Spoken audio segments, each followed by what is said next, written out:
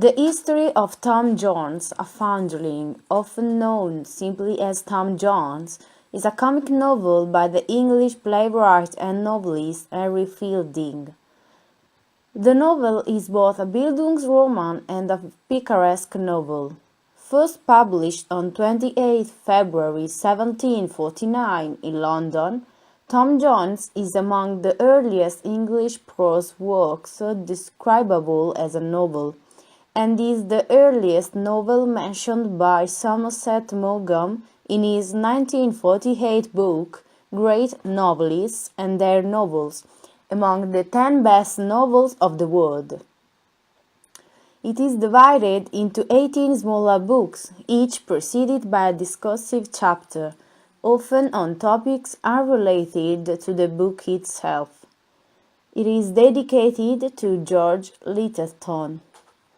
In the book, the narrator provides that his purpose in the text will be to explore human nature.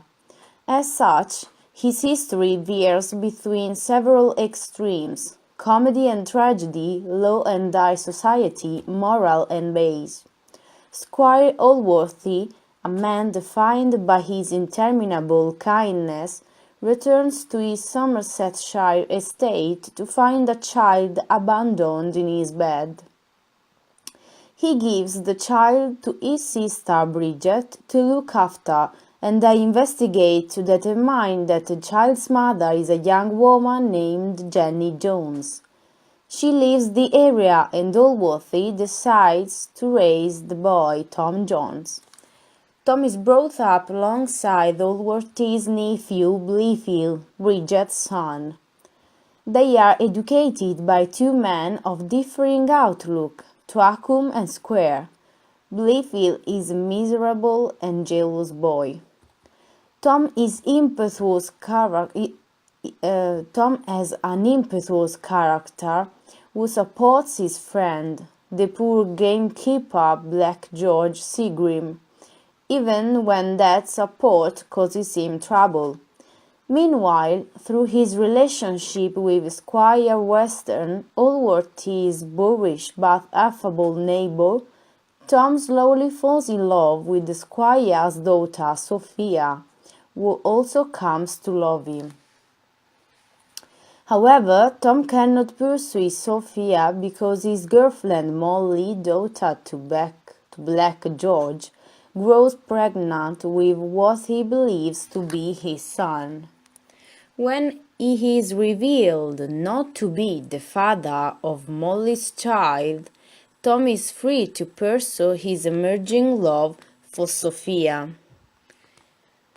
Blifil conspires against Tom, and he is unjustly turned out of Allworthy's house and away from Sophia.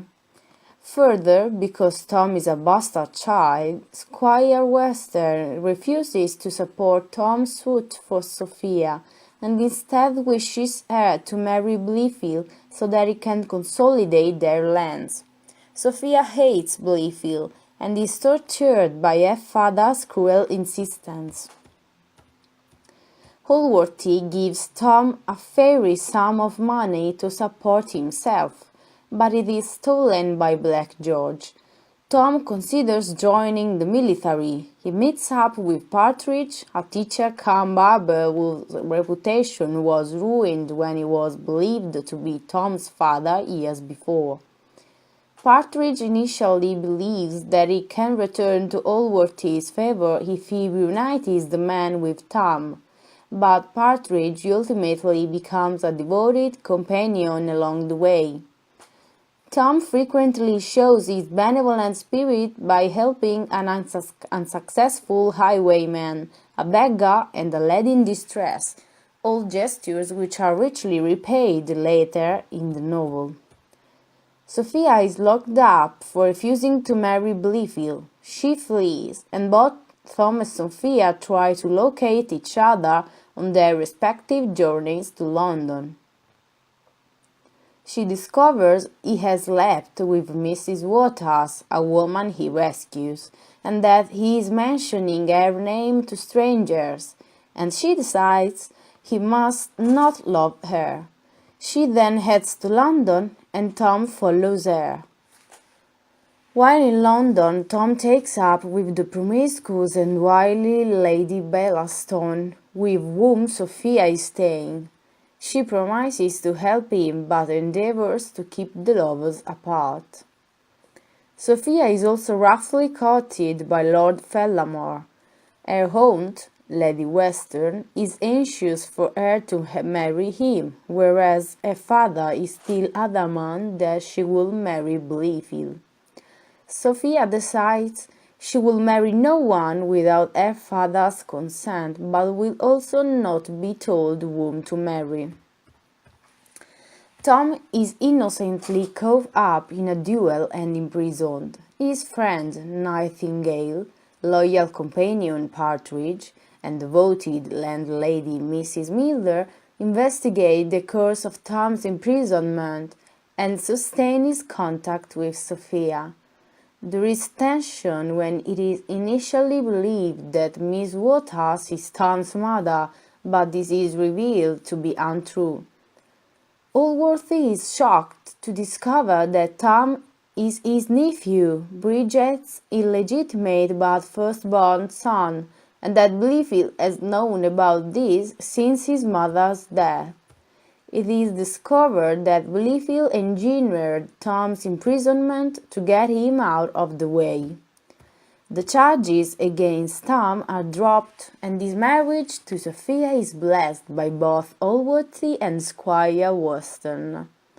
Blifil is banished, but has an annuity from Allworthy and Tom. Sophia and Tom live happily, close to Nightingale, and Miss Miller's daughter, Nancy, whose union Tom facilitated. Partridge is given an annuity to start a new school and marries Tom's first girl, Molly Seagrim. The themes of this book are clear. The novel is the contrast between Tom Jones' good nature, flawed but eventually corrected by his love for virtuous Sophia Western, and his half-brother Blifil's hypocrisy. Secondary themes include several other examples of virtue, especially that of Squire Allworthy, hypocrisy, especially that of Thwackum, and just villainy, for example Mrs. Western, sometimes tempered by repentance. The novel takes place against the historical backdrop of the 45. Characters take different sides in the rebellion, which was an attempt to restore Roman Catholicism as the established religion of England and to undo the Glorious Revolution. At one point, Sophia Western is even mistaken for Jenny Cameron, the supposed lover of Bonnie Prince Charlie. Good-natured characters are often modestly loyalist and Anglican, even Hanoverian, while ill-natured characters, Miss Western, or only mistaken ones, Partridge, can be Jacobites, or, like Squire Westerns, just anti-Hanoverians. Harry Fielding was an English novelist and dramatist best known for his rich, hearty humor and satirical prowess, and as the author of the novel Tom Jones. Additionally, he holds a significant place in the history of law enforcement, having used his authority as a magistrate to found, with his half-brother John, what some have called London's first police force, the Bow Street Runners. His younger sister, Sarah, also became a successful writer. Fielding was born at Shoreham, Somerset, and educated at Eton College, where he established a lifelong friendship with William Pitt the Elder.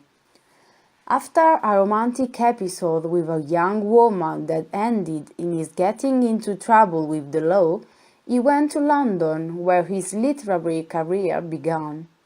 In 1728, he travelled to Leiden to study classics and law at the university. However, Lack of money obliged him to return to London, and he began writing for the theatre.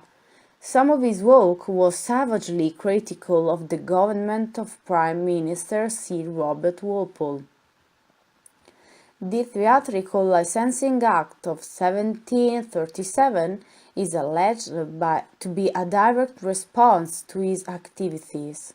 The particular play that triggered the Licensing Act was the unproduced, anonymously authored The Golden Ramp, but Fielding's dramatic satires had set the tone. Once the act was passed, political satire on the stage became virtually impossible, and playwrights whose works were staged were viewed as suspect. Fielding therefore retired from the theatre and resumed his career in law in order to support his wife Charlotte Craddock and 2 children by becoming a barrister. Fielding's lack of financial acumen means he and his family often endured periods of poverty, but he was helped by Ralph Foundling, a wealthy benefactor, on whom Squire Allworthy in Tom Jones was later based. Allen went on to provide for the education and support of Fielding's children after the writer's death. Fielding never stopped writing political satire and satires of current arts and letters. The Tragedy of Tragedies, for which Hogarth designed the frontispiece, was, for example, quite successful as a printed play. He also contributed a number of works to journals of the day. He wrote for Tory periodicals, usually under the name Captain Hercules Vinegar. Fielding continued to air his liberal and anti-Jacobite views in satirical articles and newspapers in the late 1730s and early 1740s. Almost by accident, he took to writing novels in 1741, angered by Samuel Richardson's success with Pamela. His first big success was an anonymous parody of that, Shamila. This satire follows the model of the famous Tory satirists of the previous generation, Jonathan Swift and John Gray in particular. Fielding followed these with Joseph Andrew, an original work supposedly dealing with Pamela's brother Joseph. Although begun as a parody, it developed into an accomplished novel in its own right, and is considered to mark Fielding's debut as a serious novelist. In 1743, he published a novel in the Miscellanies Volume 3, which was the first volume of the Miscellanies, The History of the Life of the late Mr. Jonathan Wild the Great, which is somewhat counted as his first, as he almost certainly began it before she wrote Shamila and Joseph Andrews. It is a satire of Walpole that draws a parallel between him and Jonathan Wild, the infamous gang leader and highwayman. He implicitly compares the Whig Party in Parliament with a gang of thieves being run by Walpole, whose constant desire to be a great man, a common epithet for Walpole, ought to culminate in the antithesis of greatness, being hanged. His anonymous The Female Husband is a fictionalized account of a notorious case in which a female transvestite was tried for duping another woman into marriage. This was one of a number of small pamphlets and cost 6 pence at the time. Though a minor item in Fielding's oeuvre, the subject is consistent with his ongoing preoccupation with fraud, shamming, and masks. His greatest work was Tom Jones, a meticulously constructed, picaresque novel telling the convoluted and hilarious tale of how a foundling came into a fortune.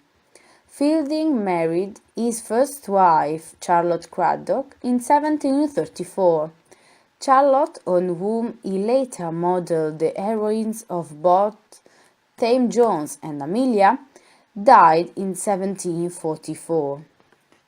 By her he had 5 children, of whom a lone daughter, Henrietta, survived childhood only to die at the age of 23, having already been in deep decline when she married military engineer James Gabriel Montresor some months before. 3 years after Charlotte's death, Fielding disregarded public opinion by marrying her former maid, Mary Daniel, who was pregnant. Mary bore 5 children, 3 daughters who died young and 2 sons, William and Allen.